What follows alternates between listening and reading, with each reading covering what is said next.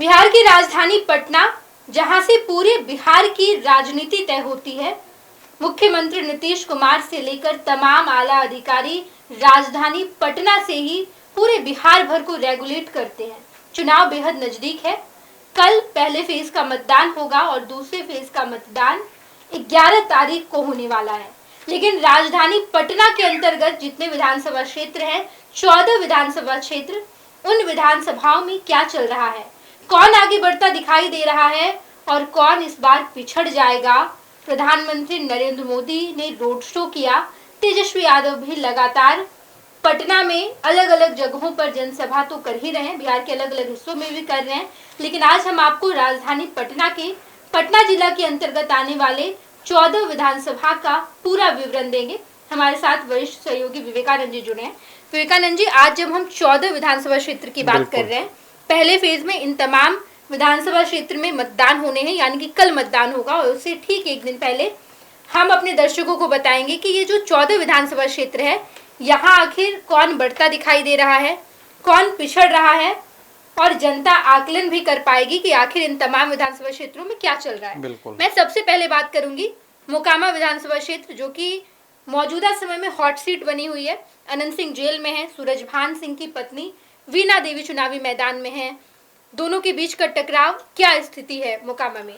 देखिए, पटना जिले में का जो पूर्वी क्षेत्र है, मोकामा विधानसभा सीट, वहीं से पटना की शुरुआत होती है। उसके उस तरफ लखीसराय है और मोकामा से लेकर के अगर आप पालीगंज तक की बात करिएगा तो इन क्षेत्रों में इतनी दूरी में 14 विधानसभा सीट हैं पटना जिले में। आपने मोकामा की चर्चा की, वाकई में मोकामा 243 सीटों में सबसे ज्यादा हॉट है। बात किसी दूसरे सीट की नहीं होती है, लेकिन मोकामा की जरूर होती है। डिप्टी सीएम कहां से चुनाव लड़ रहे हैं बहुत लोगों को मतलब नहीं है। नेता प्रतिपक्ष तेजस्वी यादव कहां से चुनाव लड़ रहे हैं बहुत ज्यादा मतलब नहीं है, लेकिन मतलब सभी लोगों को मोकामा सीट। और हाल फिलहाल में दुलारचंद यादव की हत्या के बाद और मतलब मोकामा की देश दुनिया में चर्चा हो रही है। सब लोग जानना चाहते हैं कि मोकामा में क्या होगा। मोकामा में 2005 से लगातार, चाहे अनंत सिंह चुनाव जीते या उनकी पत्नी जीती, अनंत सिंह चाहे जेडीयू से चुनाव जीते, आरजेडी से चुनाव जीते या निर्दलीय होकर के लड़े, वे ही चुनाव जीतते रहे। इस बार 2020 में वे आरजेडी के टिकट पर चुनाव लड़े थे। 2022 में उनकी पत्नी नीलम देवी भी आरजेडी के टिकट पर चुनाव लड़ी, उपचुनाव लड़ी और जीती। 2025 में अनंत सिंह नीतीश कुमार के साथ एक बार फिर से खड़े हैं।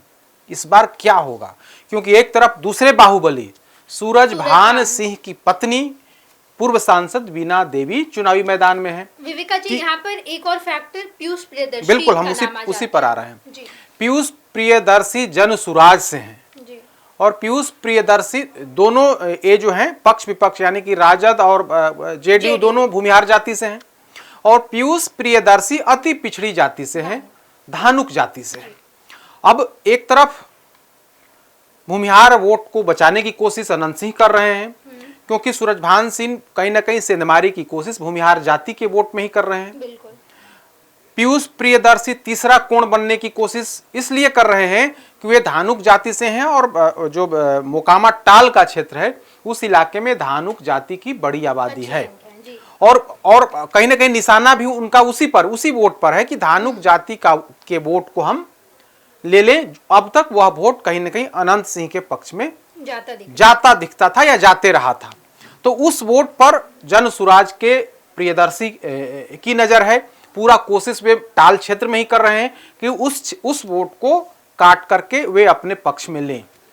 और अनंत सिंह का जो दूसरा वोट कट रहा है वो कहीं ना कहीं अगर भूमिहार जाति के वोट में भी 10% भी सेंधमारी अगर सूरजभान सिंह ने कर ली तो इसका भी नुकसान अनंत सिंह को होगा। यानी कि अनंत सिंह की घेराबंदी की पूरी तैयारी मोकामा में है। हालांकि जेल जाने के बाद एक थोड़ा माहौल बदला है। जिस भूमिहार जाति के वोटरों में बड़े स्तर पर कटौती की बात हो रही थी, वो सूरजभान सिंह की तरफ जो शिफ्ट होने की बात थी उस पर रोक लगी है और कहा जा रहा है कि कहा जाता है कि उस विधानसभा क्षेत्र में सबसे अधिक वोट भूमिहार जाति के है और उस वोट में अनंत सिंह के जेल जाने के बाद एक सहानुभूति की लहर उमड़ी है और कहीं ना कहीं अब मैक्सिमम वोट जो है भूमिहार जाति का वो अनंत सिंह के पक्ष में जाते हुए दिख रहा है। लेकिन चूंकि अति पिछड़ी जाति का वोट अगर जन सुराज पार्टी के उम्मीदवार ने काट लिया तो इसका नुकसान हो सकता है। तो कुल मिलाकर के अगर महागठबंधन मोकामा विधानसभा क्षेत्र की बात करें तो इस बार के चक्रव्यूह में अनंत सिंह फंसते हुए दिख रहे हैं। हालांकि उबरने की पूरी कोशिश ललन सिंह की तरफ से भी की जा रही है। 2 दिनों तक वे मोकामा में मोर्चा संभाले रहे, गांव-गांव तक घूमते रहे, ऐलान करते रहे कि अगर पिछड़ों गरीबों को कोई प्रताड़ित करने की कोशिश की तो हम लोग बख्शेंगे नहीं। वोटर निष्पक्ष निर्भीक होकर के आप लोग बूथ तक जाइए और अपने मताधिकार का प्रयोग करिए, कोई बाधक नहीं पड़े। यानी कि जो कमजोर वोटर्स हैं, कमजोर वोटर्स नीतीश कुमार के वोटर्स माने जाते हैं, अति पिछड़ी जाति के वोटर्स नीतीश कुमार के वोटर्स माने जाते हैं, महिलाएं जो है वो नीतीश कुमार की पार्टी के वोटर्स माने जाते हैं। तो उनको निर्भीक करने के लिए ललन सिंह ने बड़ा कार्ड खेला है और कहा है कि जो भी 6 इंच छोटा करने की कोशिश करेगा वही 6 इंच छोटा हो जाए। कुछ इस तरह की बात अनंत सिंह ने करी है। हालांकि उस पर आपत्ति भी जताई गई है। चुनाव आयोग ने उनके बयान को लेकर उन पर मुकदमा भी दर्ज किया है, लेकिन उन्होंने कमजोर वर्ग के मतदाताओं को आश्वस्त किया है कि आप लोग मताधिकार का प्रयोग करिए, निर्भीक निडर होकर के मताधिकार का प्रयोग करिए। और जो लोग डरा रहे हैं, उनका इशारा कहीं ना कहीं सूरजभान सिंह की तरफ था कि डराने वाले कामयाब नहीं होंगे। यानी कि अनंत सिंह का वोट इकट्ठा करने को लेकर के ललन सिंह ने काफी काम किया है। अब देखना होगा क्या कुछ होता है। बिल्कुल, हम तो मोकामा विधानसभा क्षेत्र की बात कर रहे थे, उसी से सटे बाढ़ विधानसभा क्षेत्र की अगर मैं वहां बात करूं तो बीजेपी से प्रत्याशी सियाराम सिंह, करमवीर सिंह उर्फ लल्लू मुखिया आरजेडी ने उन्हें टिकट दिया है। और जनसुराज की मैं बात करूं तो महेश प्रसाद सिंह वहां पर कैंडिडेट है। इन तीनों के बीच हालांकि मुकाबला बीजेपी और राजद के बीच है, लेकिन कैसे क्या वहां पर देखिए, बीजेपी ने इस बार बड़ी चाल चली है। वहां जो सिटिंग विधायक थे उनका पत्ता साफ कर दिया। उनको लेकर के क्षेत्र में बड़ी नाराजगी थी। तो जैसे ही सिटिंग विधायक का टिकट कटा, तमाम जो एनडीए के वोटर्स थे उनमें नाराजगी समाप्त हो गई। अब तो चूंकि नए कैंडिडेट वहां पर गए हैं, नए कैंडिडेट हैं, बीजेपी ने नए लोगों पर भरोसा जताया है और उन्हीं की जाति के उम्मीदवार को वहां पर टिकट दिया है। तो वैसी स्थिति में जो लोग नाराज थे, जो बीजेपी जेडीयू के वोटर्स नाराज थे इनको लेकर के, जो सिटिंग विधायक हैं उनको लेकर के नाराज थे, वो नाराजगी खत्म हो गई है। दूसरी तरफ लल्लू मुखिया हैं, वो पहले अनंत सिंह के करीबी हुआ करते थे, लेकिन अनंत सिंह के जेल जाने के बाद वे अपना अलग साम्राज्य स्थापित कर लिए और वहां पर सीधी लड़ाई है। हालांकि जनसुराज भी त्रिकोणात्मक लड़ाई बढ़ाने की कोशिश कर रहा है, लेकिन वहां पर सीधी लड़ाई है। और अभी तक की जो खबर है कि जैसे ही बीजेपी ने पत्ता साफ किया, जो लोग नाराज लोग थे वो बीजेपी एनडीए प्रत्याशी के पक्ष में खड़े दिख रहे हैं। और कुल मिलाकर के अगर कहें तो एमवाई को छोड़ दें तो बाकी कहीं ना कहीं वोट सियाराम सिंह के पक्ष में जाते हुए दिखता है। वहीं अगर मैं बख्तियारपुर विधानसभा क्षेत्र की बात करूं तो अनिरुद्ध यादव आरजेडी के कैंडिडेट सिटिंग विधायक है, वहां से अनूप कुमार को लोजपा रामविलास के खेमे से टिकट दिया गया है। वाल्मीकि सिंह जनसुराज के वहां किस तरीके से समीकरण बैठा? देखिए, बख्तियारपुर सीट वर्तमान में तो आरजेडी के खाते में है। इस बार एनडीए का जब सीट बंटवारा हुआ तो बख्तियारपुर सीट को दे दिया गया लोजपा को।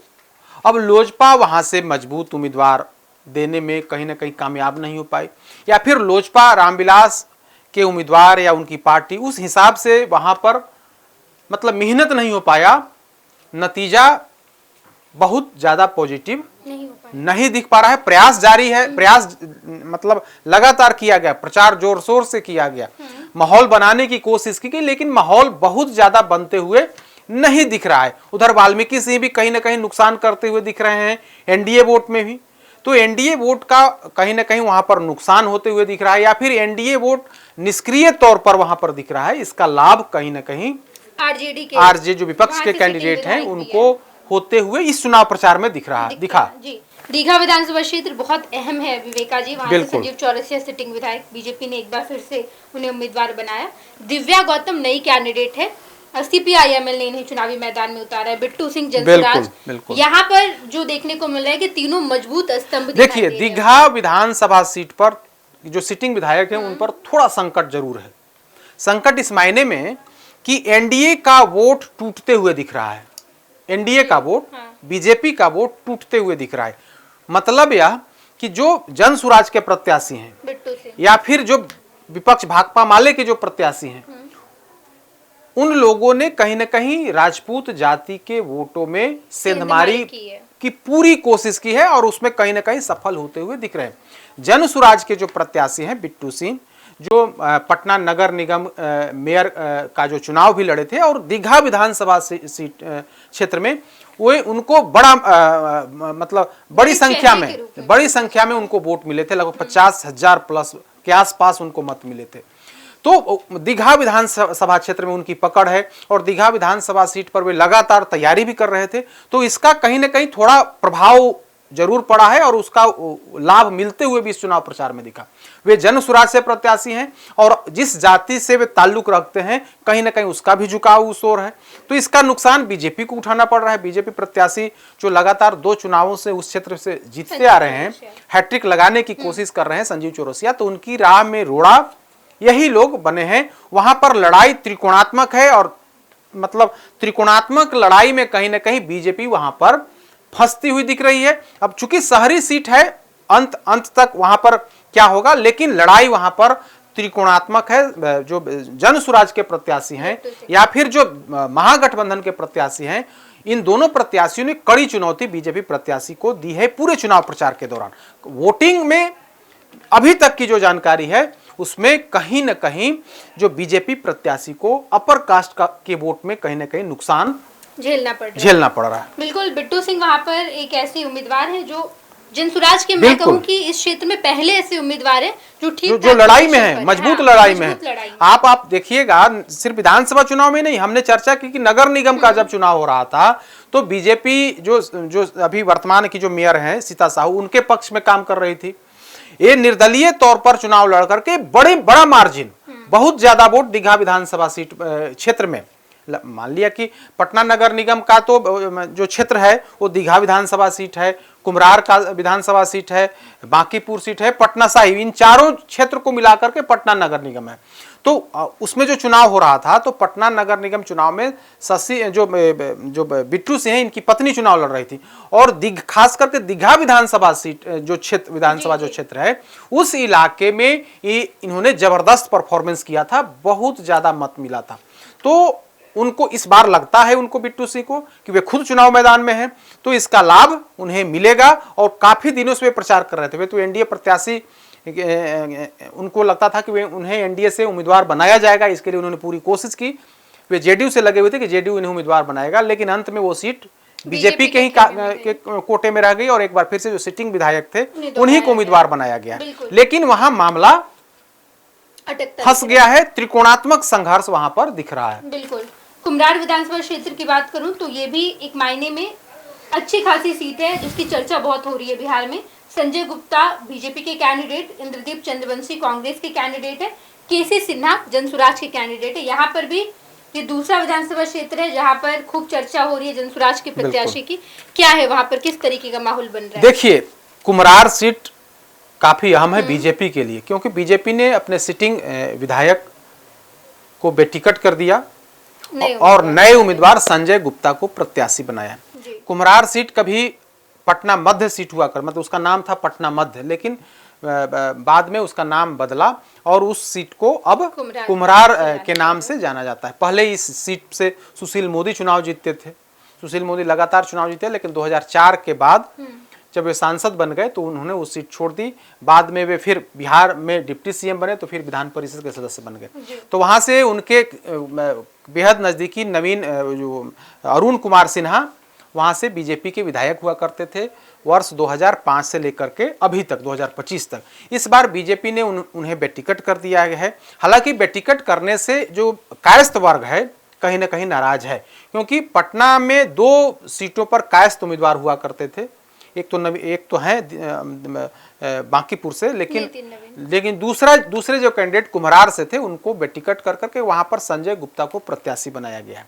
तो इस इलाके में कायस्थों की बड़ी आबादी है और इसी बीच जनसुराज ने एक जाने माने चेहरा, महान माने गणितज्ञ केसी सिन्हा को वहां से उम्मीदवार बना दिया है। तो थोड़ा लाभ उनको मिला है, लेकिन चूंकि शहरी सीट है और यहाँ पर बड़ी आबादी कहीं ना कहीं बीजेपी माइंडेड लोग रहते हैं शहरी क्षेत्रों में, तो लगता है, और वो वैश्य जाति से हैं, तो एक तो एनडीए का वोट, दूसरा वैश्य जाति का वोट, थोड़ा नुकसान कायस्थों का दिखा है वोट में। तो कायस्थों में नाराजगी है और कायस्थों में इस तरह की नाराजगी है, नाराजगी होना स्वाभाविक भी है।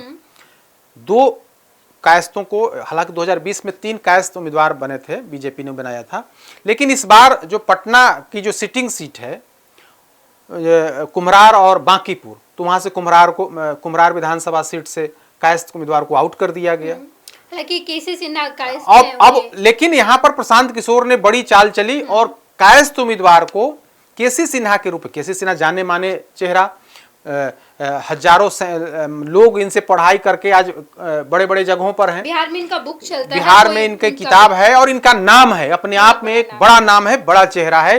तो प्रशांत किशोर ने शहरी सीट से, कुम्हरार सीट से कायस्थ परिवार से आने वाले केसी सिन्हा को उम्मीदवार बना करके बड़ा गेम किया है और इसका सीधा नुकसान बीजेपी को उठाना पड़ सकता है। अगर कायस्थों, और कायस्थ की बड़ी आबादी है भी शहरी क्षेत्र में, कायस्थों की बड़ी आबादी है, चाहे वो बांकीपुर सीट हो या कुम्हरार सीट हो, इन दोनों सीटों पर कायस्थों की बड़ी आबादी है।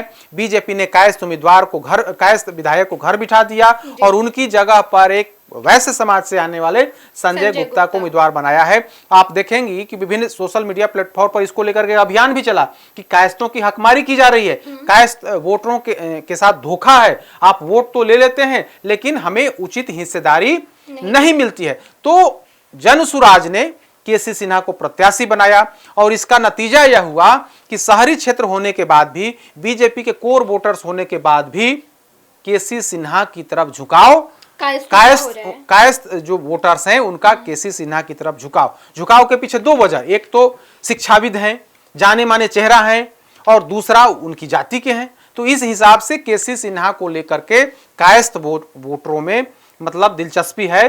कितना वोट ले पाएंगे, लेकिन दिलचस्पी तो जरूर दिखा है।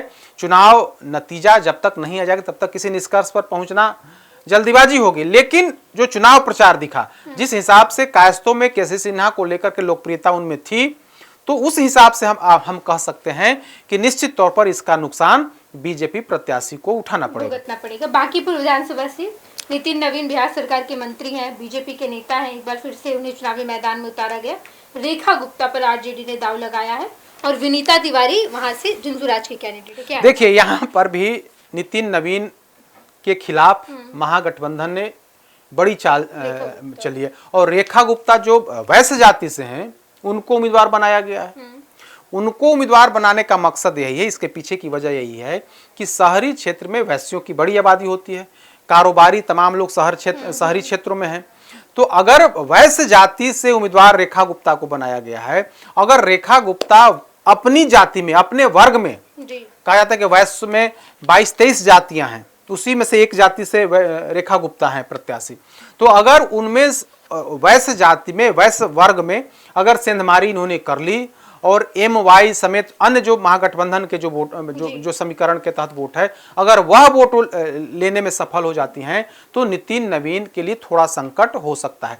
तो रेखा गुप्ता पर दाव लगा करके कहीं ना कहीं महागठबंधन ने बीजेपी पर दबाव बनाया है। बांकीपुर विधानसभा सीट में भी पटना साहिब की बात करूं तो रत्नेश कुशवाहा बीजेपी के कैंडिडेट है, शशांक शेखर कांग्रेस के कैंडिडेट है, युवा चेहरा है, नया चेहरा है, और विनीता मिश्रा जनसुराज की है। देखिए, वहां वो भी सीट इसलिए महत्वपूर्ण हो जाती है क्योंकि नंद किशोर यादव जो भारतीय जनता पार्टी के वरिष्ठ नेता हैं, वर्तमान में बिहार विधानसभा के स्पीकर हैं, उनको इस बार टिकट नहीं मिला है, उनको बेटिकट कर दिया गया है और वहां से कुशवाहा जाति के से आने वाले रत्नेश कुशवाहा पर बीजेपी ने दांव लगा दिया। नया चेहरा और उस इलाके के प्रतिनिधित्व करने वाले, और आपको हम बताएं कि पटना साहिब क्षेत्र में कुशवाहा वोटरों की बड़ी तादाद है।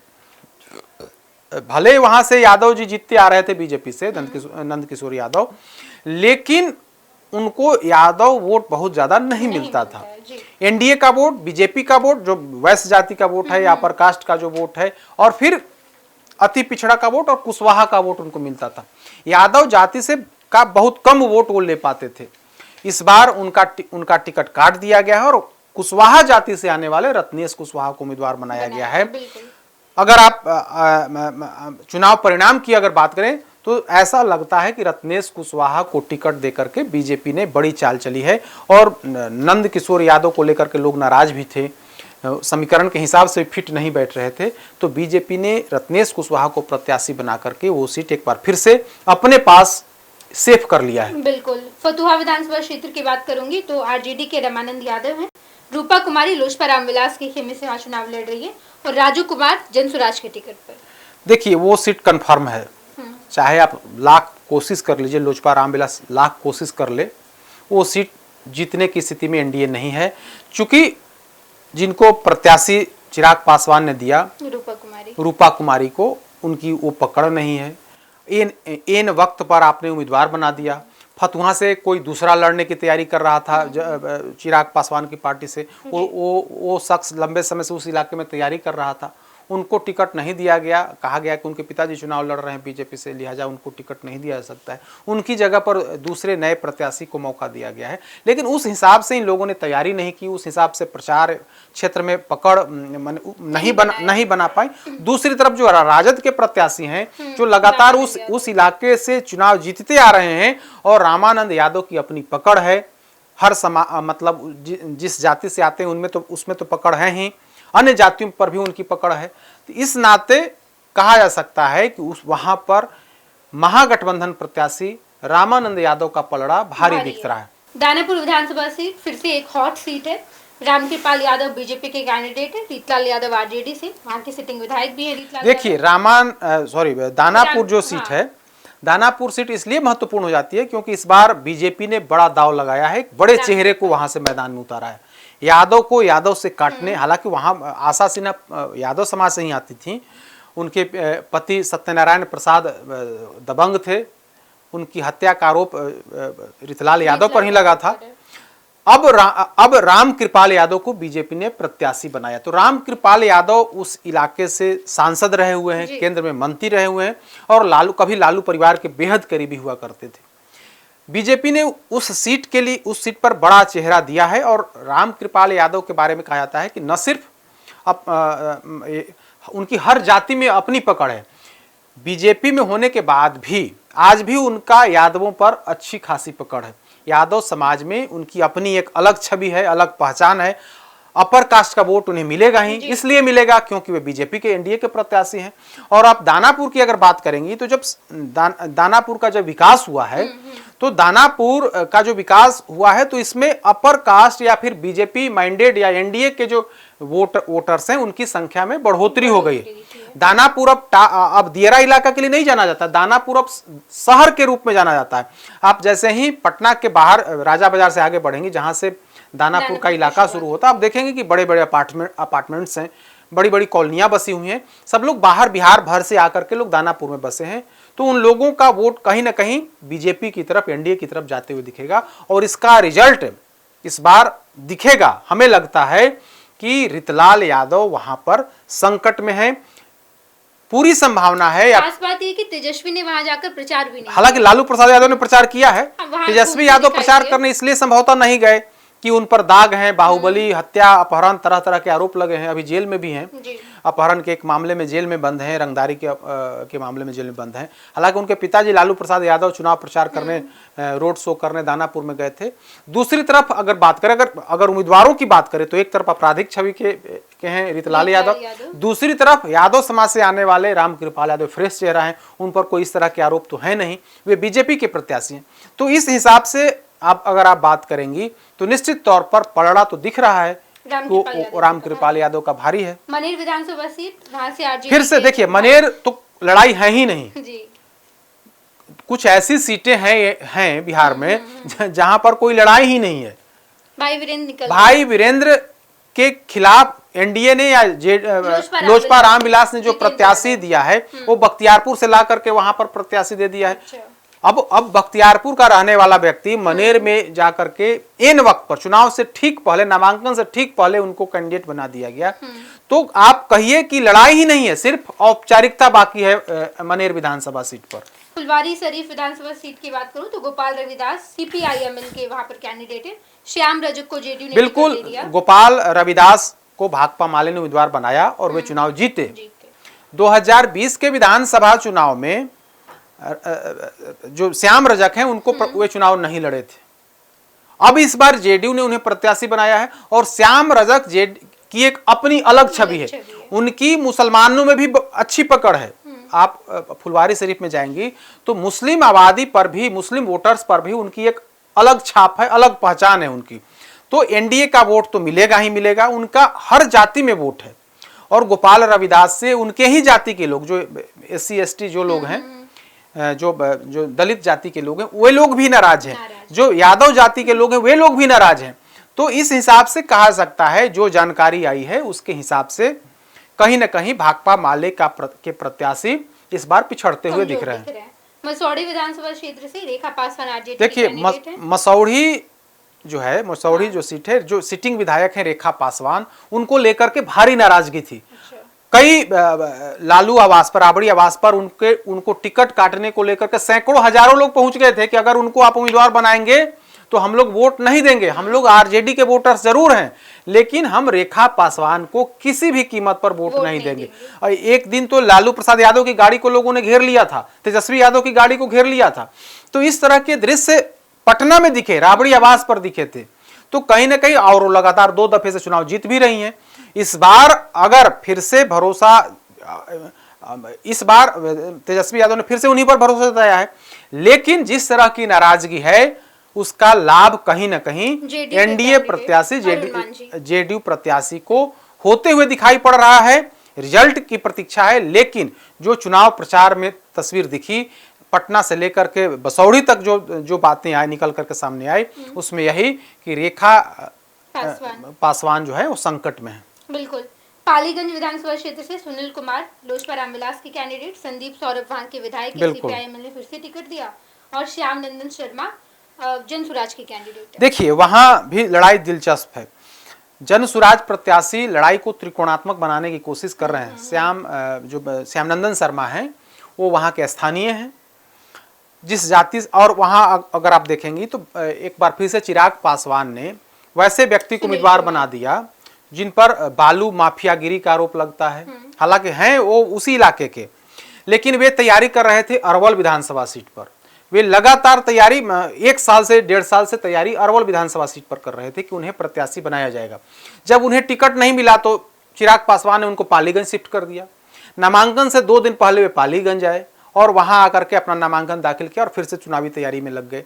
लेकिन जिस हिसाब से अगर आप बात करेंगी तो जो एनडीए के वोटर्स हैं वो उनके साथ जुड़ते हुए दिखाई नहीं दिखे, अभी तक जुड़ते हुए नहीं दिखाई दिए। अब रात में कुछ आश्चर्यजनक घटना हो जाए, पोलराइजेशन हो जाए कि जो एनडीए के वोटर्स हैं, खास करके जो भूमिहार वोटर्स हैं, उनके पक्ष में चले गए, तब तो कुछ बात बन सकती है।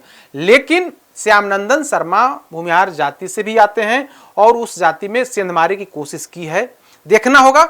लेकिन अभी तक की जो खबर है कि लोजपा रामविलास के प्रत्याशी जो बीजेपी के कोर वोटर्स हैं उनको अपने पाले में पूरे तौर पर तो नहीं कर पाए हैं। ठीक है, उसमें आप सफल जरूर हुए हैं। पहले जितनी नाराजगी इनको लेकर के थी, चुनाव आते आते नाराजगी कम हुई है।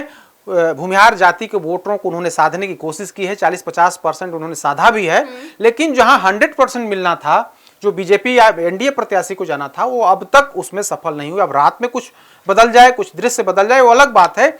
लेकिन वहां संकट है। एनडीए प्रत्याशी, लोजपा रामविलास प्रत्याशी सुनील कुमार यादव हैं, उन पर संकट है। और इसका फायदा कहीं ना कहीं, अगर वहां पर लड़ाई त्रिकोणात्मक हुई है तो नुकसान कहीं ना कहीं लोजपा रामविलास प्रत्याशी को उठाना पड़ रहा है। क्योंकि श्यामनंदन शर्मा अगर 10 वोट भी काटेंगे तो चिराग पासवान के उम्मीदवार का ही काटेंगे, और इसका सीधा लाभ भाकपा माले के प्रत्याशी संदीप सौरभ जो सिटिंग विधायक हैं उनको होते हुए दिख रहा है। अब कहीं ऐसा ना हो जाए कि संदीप सौरभ की जीत को रोकने के लिए हो सकता है कि बाकी जातियां इकट्ठा होकर के वोट कर दें, वो अलग बात है। लेकिन चुनाव प्रचार के दौरान तक, कल तक यही तस्वीर दिखी कि एनडीए के वोट में बिखराव है, और उस बिखराव का फायदा भाकपा माले का प्रत्याशी उठाते हुए दिख रहा है। जी, विक्रम विधानसभा सीट की बात करो, अनिल कुमार सिंह कांग्रेस के कैंडिडेट है, सिद्धार्थ सौरभ बीजेपी के वहां से विधायक भी हैं, इस बार फिर से कैंडिडेट बनाए गए, मंटू शर्मा जनसुराज के कैंडिडेट। देखिए, वहां लड़ाई तो वैसे आमने सामने की है, लेकिन जनसुराज प्रत्याशी लड़ाई को त्रिकोणात्मक बनाने की कोशिश कर रहे हैं, लेकिन वे नुकसान कहीं ना कहीं बीजेपी को ही कर रहे हैं। जी, बीजेपी से सिद्धार्थ सौरभ प्रत्याशी हैं, जबकि अनिल कुमार जो है वो कांग्रेस से हैं। अनिल कुमार पिछली दफे, वे 2 बार के विधायक उस क्षेत्र में रह चुके हैं, और पिछली दफे निर्दलीय प्रत्याशी के तौर पर 50,000 से अधिक मत वे लाए थे। इस बार थोड़ा बदला हुआ, स्थिति बदली हुई है। 2020 में सिद्धार्थ जो बीजेपी के ही प्रत्याशी हैं, वो कांग्रेस के टिकट पर चुनाव जीते। उसके पहले 2015 में भी वो कांग्रेस के टिकट पर चुनाव जीते। 2024 में उन्होंने पाला बदला और वे भारतीय जनता पार्टी के खेमे में आ गए। तो बीजेपी ने उन्हें प्रत्याशी बना दिया। उधर अनिल कुमार जो निर्दलीय चुनाव लड़े थे, वे कांग्रेस में चले गए। तो वहां पर भूमिहार वोटरों पर ही निर्भर है। अगर भूमिहार वोटर्स गोलबंद होकर के भाजपा प्रत्याशी के पक्ष में वोट किए, तभी बीजेपी प्रत्याशी की जीत होगी। और हमें अभी तक की जो जानकारी मिली है, वो जानकारी यही मिली है कि भूमिहार वोटरों में डिवीजन है। वो मैक्सिमम गांव में जो भूमिहार जाति के लोग हैं, वो दो गुटों में बंट गए हैं। एक गुट अनिल कुमार को देने को तैयार बैठा है, दूसरा गुट जो है बीजेपी प्रत्याशी सिद्धार्थ को देने की तैयारी। तो आप देखेंगे, अगर भूमिहार वोट में डिवीजन हुआ तो उसका नुकसान बीजेपी प्रत्याशी को होगा और फायदा होगा कांग्रेस प्रत्याशी को, क्योंकि कांग्रेस को महागठबंधन का जो वोटर्स हैं वो तो वोट देंगे ही, एम और वाई का वोट मिलेगा ही मिलेगा, अन्य जातियों का भी वोट मिलेगा और उसमें भूमिहार जाति का वोट ऐड हो जाएगा। तो इसका लाभ अनिल कुमार को मिलते हुए दिखेगा। तो विक्रम में लड़ाई बड़ा दिलचस्प है, आमने सामने की लड़ाई है, देखना होगा क्या कुछ होगा, लेकिन लड़ाई वहां पर दिलचस्प है। बिल्कुल विवेकानंद जी, हमने राजधानी पटना यानी कि पटना जिले के जो 14 विधानसभा क्षेत्र है उनकी तमाम जानकारी दी है। चुनाव यानी कि मतदान के ठीक एक दिन पहले हमने आपको तमाम जानकारी दी। फर्स्ट बिहार झारखंड के साथ आप बने रहिएगा, हर जानकारी आपको सबसे पहले फर्स्ट बिहार झारखंड पर मिलेगी। अभी के लिए धन्यवाद। जहां 28 वर्षों के सफर में 18,000 से भी अधिक छात्रों ने डॉक्टर एवं इंजीनियर बनकर भरे सफलता की ऊंची उड़ान, जहां साधारण छात्र भी असाधारण सफलता प्राप्त कर बना रहे इतिहास। दूरदर्शी शिक्षाविद श्री बिपिन सिंह के मार्गदर्शन में मेडिकल एवं इंजीनियरिंग के लाखों छात्रों के लिए आशा की किरण के रूप में गोल द रिजल्ट फैक्ट्री